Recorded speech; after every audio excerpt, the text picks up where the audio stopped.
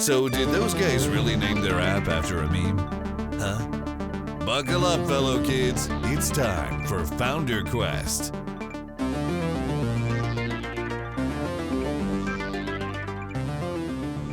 You know, Josh, you know that feeling you get right before vacation's coming up and like the Thursday or the Friday before you're like winding down and you're just getting ready, your mind's getting in vacation mode? That's definitely happened to me. Since we have our vacation happening next week, it's Thursday right now, just after lunch, and I'm like, yep, I feel that vacation coming on. Oh, yeah, for sure. Yeah, Yep. Hack Week is definitely starting to wind down, and I am looking forward to it. Yeah. At the same time, I'm like super excited about the stuff we're working on. And so my brain is going a mile a minute. No, I can work on this. I can work on that. And I'm having problems like actually focusing on one thing because there's so many things I want to do. So it's a weird contradiction. That's been a vibe around here the past couple weeks. I think like we've been pretty excited, and I know I like really need the vacation, but I think it's going to be hard to disconnect. It's going to take me a few days, like it Yeah. usually does. Yeah. Yeah. I'm really struggling with the idea of actually taking a vacation. I don't take a lot of them. And so I'm wondering if I might have my typical of I work for a couple hours every morning before the family wakes up and then I do my vacation stuff. So I actually think that works out pretty well for me because then I get my work itch done. And then the rest of the day I can just relax and read a book or play with the family or whatever it is. Yeah, it is. It's nice if you can get in an hour or two and then still disconnect, especially if that's a fun hour of things that you're just really driven to work on. So we'll see. I might get a little coding in or something in here and there, but I'll do my best to make sure it's only fun coding. Hopefully our customers take it easy on us for the support queue, since this is the one time of year where like everyone is on vacation. So we have to make that, keep the lights on still. Yeah. This is not the time for every customer to start asking us a bunch of questions. Yeah. Speaking of which, real quick, this isn't the topic of the episode, but since we're talking about it, you had an interesting idea about our on-call rotation this week that I liked, which was to normally we have the four of us rotating. We each take a week on call, and so we rotate between those. But your idea was for the holidays, since we're all off, was to split those on call rotations up into a couple days each. So no one person has to be on call for an entire week of Christmas if you happen to draw the short straw. So I think that's nice. Yeah, credit where credit is due. It was my wife's idea to do the half-week rotation. And credit also to Kevin, who's on rotation this week and who is willing to go back on a little sooner than he would have otherwise to do this.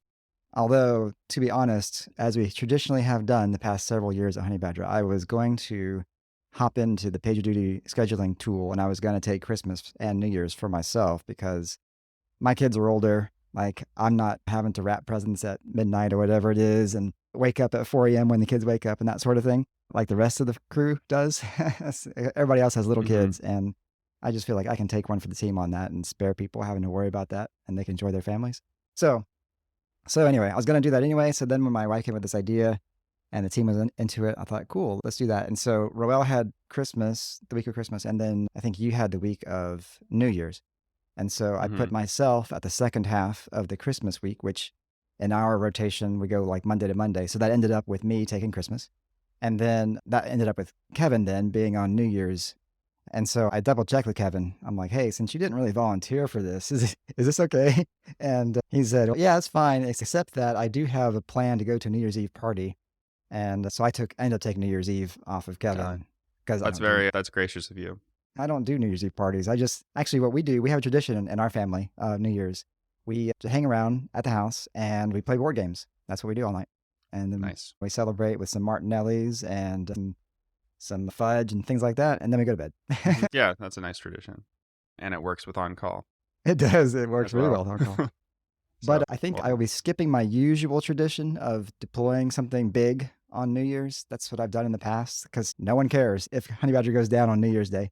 So I've often as long as you're not paging them. Exactly. So I've often done like big major database migrations or things like that. And this year, no plans. So I'm just going to relax. Nice. I hope you enjoy the holiday. Likewise. And I hope we all can get some actual relaxation and vacation time in because we've got a big year. I think we've got a big year ahead of us and I'm excited. True. But before we move on to that, I should say, since we're talking about vacation and stuff, we are not going to be recording podcasts for the next couple of weeks. Sorry, but you will have to be without us for a couple of weeks until January. This is it. So enjoy this one. This is going to be a good one. It's a good one. You can listen to it multiple I guess we times. should get to the point here in a minute, but yeah, I think we're going to go out with a bang, and I'm excited for 2024. But first, we need to talk about, I don't know, how do we dive into this? This is where the record scratch sound comes into play, I think. Gotcha. Yeah. So about a month ago, things really came to a head. We were looking closely at our finances and realizing that we just have been spending a lot more than we thought and bringing in less than we thought. That's a bad combination. And so we really had to stop and make some painful adjustments for us, some things that we haven't had to do before. If we rewind back a year, though, if we go back to fall of 22, like revenue was fantastic. We have been growing and growing on the revenue side. And we had a pretty good war chest in the bank. Like we felt pretty good about that. And we felt, we can do more. Like we have some resources, we can do some more. And we started working with some consultants to try and do some updates to the marketing site. And we did another hire. That's when we brought Roel on. So that was spring of 23. But what we weren't paying as close attention to was that the revenue numbers are actually going down every month. So if you may recall, back in the fall of 22, that was when there was like a lot of talk in the press and media and stuff about, there's going to be this recession and the economy is going to be terrible and blah, blah, blah. And everything was fine, but there were a lot of people saying it's going to be bad. And so what we started seeing, although we didn't realize it at the time, what we started seeing was a lot of our customers like really looking at their expenses and saying, we better cut some costs. We better trim what we're spending. And so we had some customers who are like over provisioned, who are spending more than they should have with us. And so they downgraded their accounts. There were other customers who are like, we just need to turn this off. And so there was no like big dramatic decrease, no like great exodus or anything, but we did see a continual drop in our monthly revenue numbers, like every month consistently. Like we would still had new customers coming in and still had people upgrading, but we also had people downgrading and we had some people leaving, and that it just got over a year's worth of time, it got pretty dramatic as far as the revenue picture goes. So we realized in November, about a month ago, that we were spending, I think at this point, we were spending definitely more than we were bringing in. It's because we hadn't readjusted our spending to these new revenue levels. And that was... Yeah, we were spending at like the 2022 rate. And in the meantime, we've had a whole year of basically like revenue losses, which like you said, I think it was easy for us because we've like grown, feel like we've grown a bit of a thick skin in terms of the highs and lows of the SaaS business. We've learned that there are going to be times when the revenue trends down, but it's usually going to correct itself and we just have to ride it out. And obviously like doing this long term, it's important not to like stress out constantly over that stuff. And so we got pretty good at that, but maybe we got a little too good in this case and didn't really stop and take a look at the larger trends until last month when it was a little late for I feel like we should have done this work probably like 6 months ago. Yeah. I think one of the things was like going back to that last year planning meeting, we had planned to spend down our cash. Like we are going to spend more than we make for a while and that'll be fine. And I think since we were in that mode of thinking, like as we saw the bank balance dropping, it's like, that we're working according to plan, no big deal. Yeah. But I think you're right. Like we should have realized 6 months ago, it was dropping more than we wanted to because the revenue had dropped more than we had realized. Yeah. The good news is that we are dealing with it now and not another 6 months from now. Yeah, the good news is that there is somebody paying attention to the money. And it's like when the bank balance got to a certain point, we're like, we know, wait a minute, this is not feeling as comfortable anymore. So yeah, we didn't get to bankrupt or we didn't have to miss payroll or anything like that. We still have money in the bank, but it's less than our comfort cushion. And so we're like, okay, time to pull the brake, time to stop this train and figure out what's going on. Yeah, at the time, I was definitely freaking out. Were you freaking out? Oh, yeah, I was totally freaking out. Yes, because I was stressing. I was stressing because I looked at what we were doing, and if we didn't change what we were doing, then we would go to zero in a matter of months. Like we didn't have a year's worth of cash at the burn rate that we had. And that made me freak out. Yeah, for sure. So I think about that. But then we spent some time, I think over several days. Okay, what are we spending our money on? What can we cut? And how much do we need to cut to get us to a point where we're, back in the black and that sort of thing. And those conversations were good, but I think we did that for a couple of days. But I remember just one night thinking, I still don't feel great. I don't feel like it's really settled yet. And I was still like really anxious and yeah. And so I just sat down. I was like, okay, you know what? It's time to make a budget, right? Because this is not something that we've done before at Honeybadger. But I decided, you know what? I just needed to take every expense and put them on a spreadsheet and then build up from zero. Okay, what are we actually going to spend money on? And what does it look like? And what does our profit margin look like after that exercise? And spent a few hours on that. And after that was done, and I chatted with you about the results of that, when I felt like, okay, I think this is under control. Then that's when my anxiety level came down. Yeah, I really appreciated you doing that because I think that for me too, that was like just not having a clear picture. That's one of the scariest parts about when there's crisis like that. I think the first thing we did, which was like gathering information, and like you were even like going line by line through the bank transactions. So yeah, like it really helped us get a clear picture of like where we were and where we needed to go. And then we could like basically go down the line items and figure out how to make it work to basically stabilize our cash flow. Yeah. And this was at the point where you said something on the lines of, yeah, I guess this would be a point in which it'd be really helpful if we had a CFO. Because yeah, wouldn't that be nice? Yeah, because that person would be looking at this probably more closely than we were. We do have an accounting company that does our bookkeeping and does our revenue reporting and stuff like that, but we're not paying them to be a CFO. They're not looking at our stuff and giving us advice on a regular basis. Looking at the numbers too on a regular basis, but it's like we're also like doing product development and we're doing marketing and we're managing like 5 different budgets for various like sub things in the business. And it's easy to lose track of the big picture sometimes when you're like just stuck in the minutia of the day-to-day running of the business. Yep. Yeah. But at least we do have our quarterly meetings where we get together and we do take a pause and we look at this stuff. Yeah. It didn't go on That's forever. That's our time to review. So in the future, we'll have some sort of window into this new budget that we've created to make sure we don't end up back in that position. But in the meantime, like we've been busy responding to this and dealing with any fallout. So what have we been doing and what's the impact? I figure we can talk about that for a little while. Yeah, I think the first thing to say is that our priority was to try to impact the people as little as possible. Like most companies, our number one expense is people, salary and benefits and that sort of stuff. But you don't just go willy-nilly and start firing people or whatever. That's just not right. So that was thing number one. Okay, we got it. Whatever we can do to preserve people is what we're going to do. So I think the first thing we looked at is, okay, what are our big expenses outside of people that we can cut without impacting either the service that we're providing or, and also we want to preserve advertising because you can't grow if you don't spend there, or it's very difficult, I should say. So I think we looked at first, okay, what are some of the big expenses we had in the past year? And so some of them were the consultants that we talked about that we brought in to help us with marketing and strategy and that sort of stuff. And that was easy. Okay, we cut that. We don't do any more of that, right? Some of those projects we just finished. Some of the other projects we can just wind down pretty quickly. And that was, I think, step one. Yeah, those were some big line items too. That was nice to have those types of line items to cut right off the bat.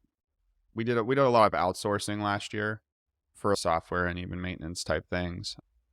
And so we've cut down a lot of our contracting and we're planning to just do more in-house for a little while. I think that my optimistic spin on that is that I think it's going to be good for us because it's allowing us to get back into the hands-on work ourselves and optimize some of these things that I think it's easy to you automate or you create a process for something once and then you hand it off to some external, like a contractor or something. And it's easy to for that stuff to get a little crufty or something. So I think there's some opportunity here for us, getting back into the day-to-day parts of the business. Yeah. Yeah. Well, and you reminded me that I should probably put an asterisk on that the people thing, because yes, we did cut contractors. Now we did try to do it in as kind of way as we possibly could, because it was right around Thanksgiving time when we started making these changes. And we didn't just want to unload on people right then, and especially going into Christmas. So what we did is we had some contractors who were already winding down their stuff for us or at a natural pause point or whatever. And so for them, we just said, hey, we're done, or they were already gone, so we didn't say anything. But for others who are more ongoing, we said, hey, this is what we're doing. This is what's going on. We shared in some level of detail, what was happening, and that, hey, either we need you to only work on stuff that we preview for the next little while. Or, hey, starting in January 1st, we're just not going to send any more work your way. We'll continue this work through December. At that point, we're not planning on doing it anymore. And so that gave us a way to know when our costs could start getting back in control, but also gave them some cushion. Like they didn't have to scramble to get a new client right before Christmas kind of thing. So obviously still not ideal to have to let a contractor lapse on their contract, but at least we could soften the blow a little bit by saying, hey, we got you through the end of December. Yeah. And I think most of our contractors work on more of an ongoing retainer style basis as opposed to like large in progress, right, fixed sum type contracts. So it's really more just like scaling back on that type of ongoing work, which does make it a little easier. It would be much harder if we had like large projects in progress or something that we had to like basically cancel or shelf for a while. Yeah. So I'm glad that we're not in that position. Yeah. And the other people thing, I forgot to mention this, but was Josh and I, of course, took pay cuts. Like we're the owners of the business. We can hopefully afford to take a pay cut in order to help preserve the other people in the business. So we did that. And of course, that's not fun. And our wives didn't love the idea. That's part of running a small business. Sometimes you have the good years and sometimes you have the not so good years. Yeah. And we really don't want to have to cut people. I think that's our that's our main priority here, is stabilizing our team, because we've built a great team, and these kind of fluctuations in the business are going to happen, and we need to be able to weather that storm, because if we can't like build up the team every time this happens from scratch, there's so much work and like knowledge that has been built up, and just it would be really hard to lose anyone, really, I think, at this point. We totally would. And they're so awesome. And then we did what all of our customers were doing. We went back and looked at our expenses and we saw, okay, where are we spending too much? Where can we just cut this to zero? And we went to some of our providers and we said, hey, we're having a rough issue with some revenue stuff here, so we need to cut our spend with you. Can we make a deal? And some of our providers were very generous and giving us a deal on some stuff that we were probably spending too much on. And then other things we just weren't essential. We said, we're going to cut that. Even if they were small expenses, we're saying there's just no point in spending money on this thing that's not essential. So we're just not.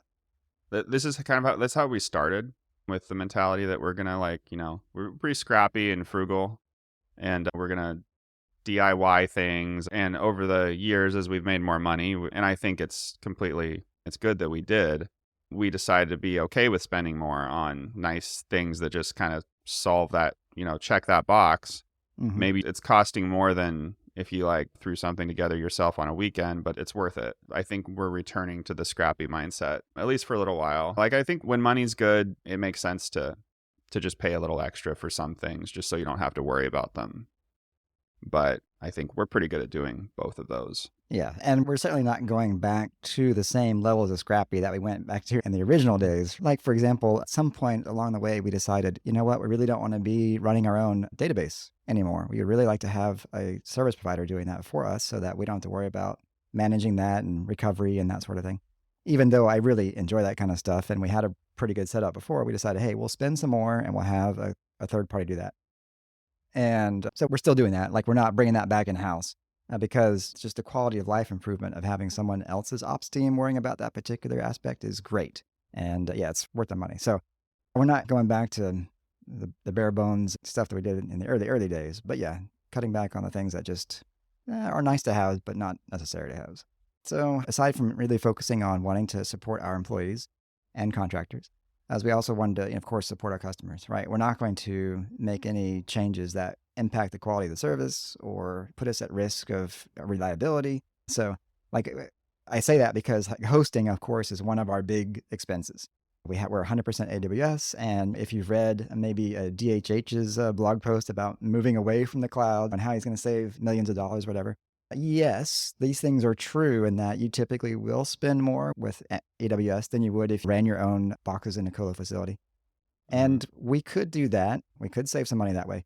But we have such a good system in place. We have such good automation that handles the spikes in our traffic. And it's so reliable. Like, we're in an active setup, right? Where we're in multiple AZs with Amazon, so that if one entire data center goes away, we're going to automatically fail over to the other one. All that is there, and there's no reason to unwind that. And it would take us a lot of time and effort to do that.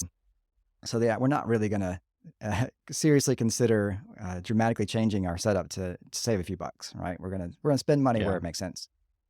I think that's probably to your credit that there's not as much to cut there, just because it already is such a well optimized system, and I don't think we'd want to lose any of the like managed aspects that we've set up. Yeah, like the good news is that over the years we've maintained a pretty frugal mindset when it comes to that stuff, and so we haven't been exorbitant in how we've architected stuff. And yeah, that's one thing that you really have to with AWS in particular, because if you don't maintain a frugal mindset, like they're very good at just like letting your costs get away from you. for sure, yeah, there's all kinds of fun toys you can play with in AWS that costs a fair amount of money. Yeah. Yeah, so we've done all the usual things to like quote unquote optimize costs. But the other thing that we are doing is hopefully we're making some money next year. One of the interesting things about this is that because we've spent so much in 2023 investing in the business, a lot of this work is basically ready to ship, which is great. So I think that money was well spent, and the signals that we're getting from beta testers and early customers that are using Insights, for example, have been really positive. And I don't know about you, but I feel like maybe the most optimistic I've been in a while about the opportunity here in the business. And that's been pretty exciting. Yeah, when it comes to finances, you can only cut so much, right?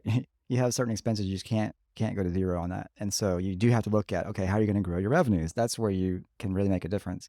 And having Insights coming up soon, and like you said, having the good feedback that we've gotten, like everyone who's had a chance to play with it and really dive into it, they just love it. Like the feedback that we're getting is overwhelmingly positive. And we've had suggestions on how to improve it. And all of them are like, yep, that's exactly what I want to do. Like, and so everyone who is making comments is like, they're on board with the direction we're going. It seems like we have a good thing ahead of us, and it's going to be great expansion revenue for our existing customer base, right? This is not going to be something that we're going to give away for free.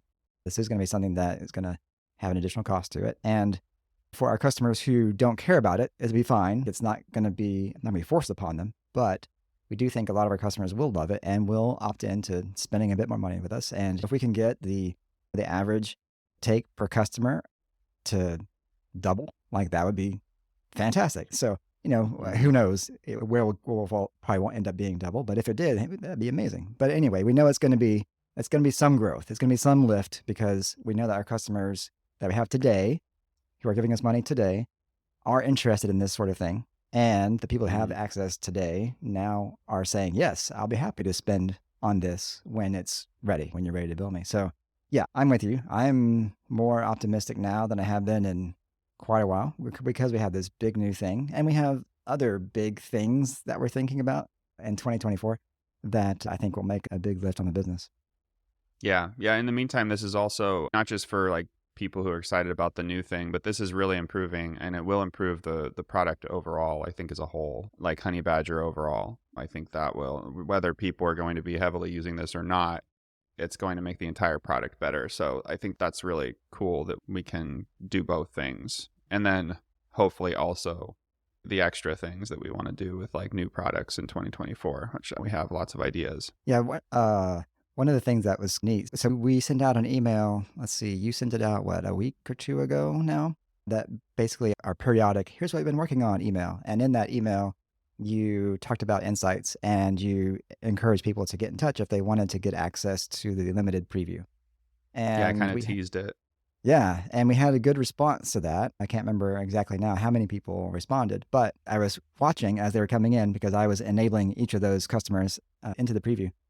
And I was watching what subscription level they're on. And I noticed that most of the people who got in touch are on either our free or our cheapest plan, which to me is very exciting. Well, on one hand, you could say, oh, they're freebies and they just want to check out something new and they'll never pay you. Or you could look at it, and I choose to be optimistic. So the way I look at it is, these are people who today aren't necessarily spending so much on us, but tomorrow, once Insights is there, they might actually use it, and again, expansion revenue, actually give us some more business. So yeah, I was excited about that. I think it was a great response. One of the best responses we've had to a product update email. We try to send like at least one per quarter, basically, like here's a roundup of everything we've worked on, and then like company news and Of course, we let everyone know that FounderQuest is back, which I don't know if we had ever really marketed FounderQuest heavily to our entire Honeybadger user base. I don't think so. So I think it'll be interesting to see if we pick up any new listeners or if we cross promote it a little bit. Yeah, so I think I'm hopeful that the revenue decline that we've seen will be reversed by a revenue incline that we'll see as we get customers and their expansion revenue going with insights. And like you said, and the other things that we're doing with Honeybadger, we added like part of your roundup email was highlighting some features that we added recently to Honeybadger's status pages that are more interesting to people who want to have a bigger business. So we limited those features to our business plans, our higher tiers. Things like being able to embed your status page in your own website and having a password protected status page. So, we'll continue to do things like that as well. We will always be looking for what kind of, features or whatever can we bring to the product that would encourage people to upgrade. Yeah. That thing you said about it's easier to make money than to save money. That reminded me of like the early days of back when we were starting Honeybadger and we were all like also consulting, and my consulting business was starting to do better than it had in the past. Very much thanks to you and your referrals at many points. So thank you.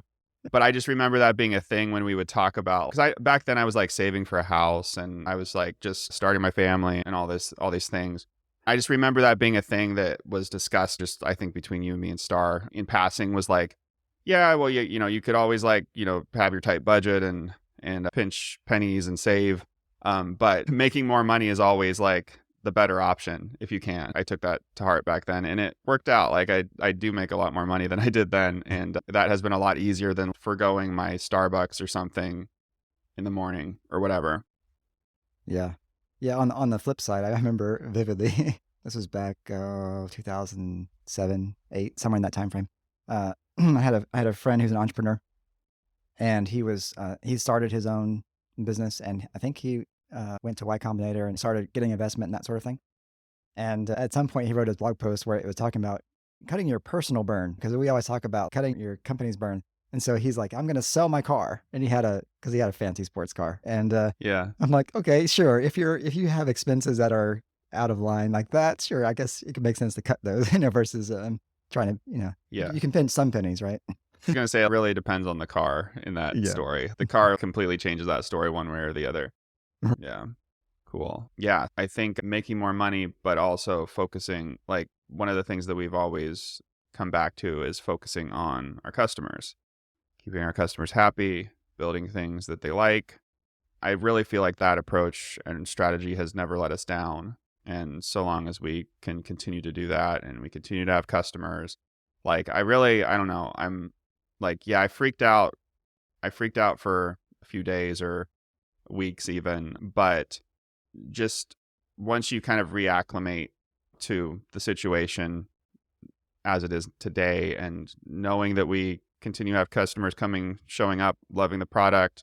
And even the fact that you and I have been doing more work on the product than we have in a while personally, I felt really good about that. Like being able to like just refocus our efforts on keeping our customers happy, making the product better, shipping, all this work that we've done and that is continuing to develop.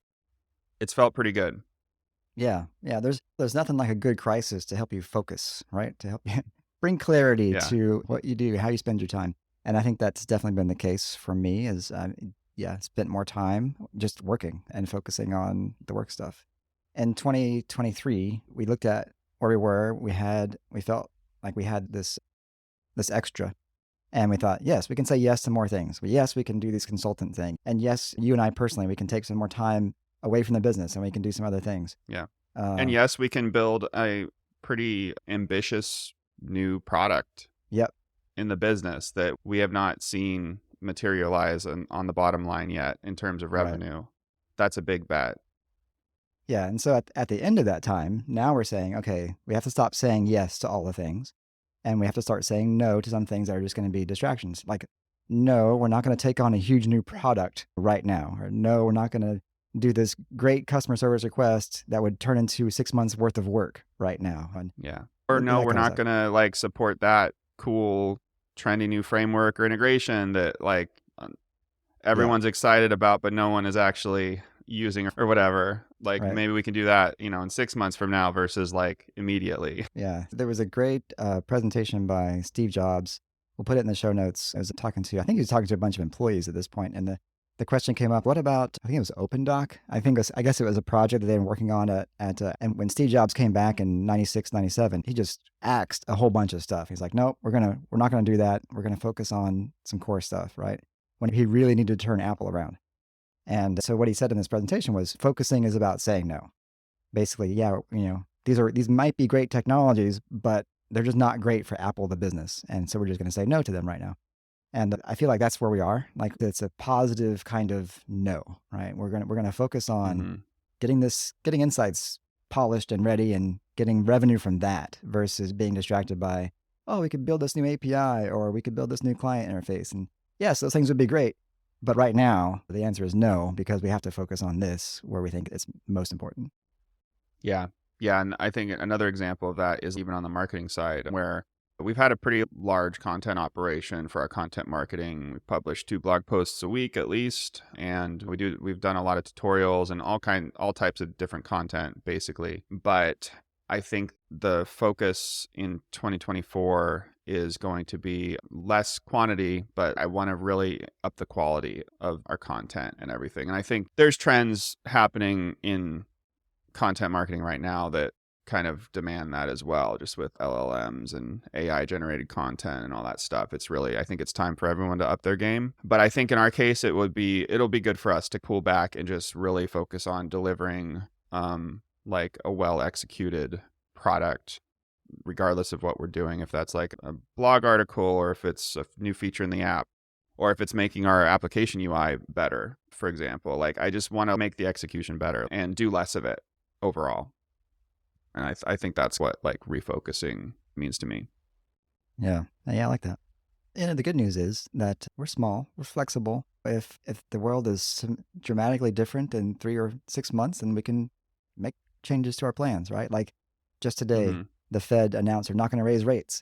And so everyone's like, yes, that means next year is going to be even better. The economy is going to take off and blah, blah, blah. Well, I mean, economists are wrong from time to time, but maybe things will be looking better just naturally next year. Maybe the macro environment will be better and we'll be like, hey, we can say yes to more things. But yeah, I think focusing for now gets us the quality that we want. I think there's potentially some question about the economy, like its actual performance versus its perceived performance over the past year or so. And regardless of what the economy was doing, everyone felt like it was terrible. And so maybe trends will be reversing in 2024. And of course, interest rates always can help that. Yeah. So we just need to pull our strings that we have at the Fed to make them cut their rates sooner than. One thing you said just now, like, I think we are in a really good position to weather these kinds of storms. And that is a result of the decisions we've made in the past of how we constructed this business. And the things we have said no to, we've said no to a lot of things that would have put us in a worse position today to handle this sort of thing. And I think like things can't always be good. Like there's going to be hard times for a business. If you're running it long term, like you're going to have challenges. And so I think we've also done really well in some of the decisions we've made in terms of not taking on a lot of debt or not taking on like tons of funding that puts extra pressure on us. And then even personal decisions, like you and I have constructed our lives in a way that makes us flexible. I think we both can take a pretty significant pay cut if we need to for a while or for however long. And it's not going to really, it's going to hurt, but it doesn't hurt like it would if we had that car and that house and everything that, and we're like super leveraged. Right. So I do feel like this whole like sustainable business thing is paying off right in this moment. Mm-hmm. Yeah. There's definitely less stress than there would have been if we had way overspent and, hired ahead of revenue by a 10x or whatever. I don't know what those numbers are like because I've never done it. Yeah. This is totally much more manageable for us than if we had gotten crazy. Agreed. I think that was well said. I can't add anything to that. Yeah. Well, I'm looking forward to 2024. How about you? I am definitely looking forward to 2024. Yes. Cool. I guess that's a wrap. Yeah.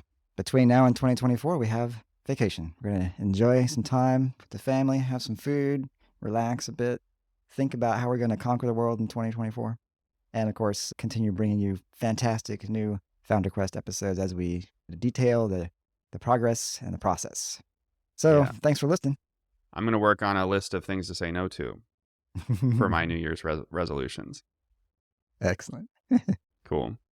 All right. This has been FounderQuest. If you like us, you should go and rate us highly on Apple Podcasts or Spotify or wherever you listen. And you can find us at thefounderquestpodcast.com.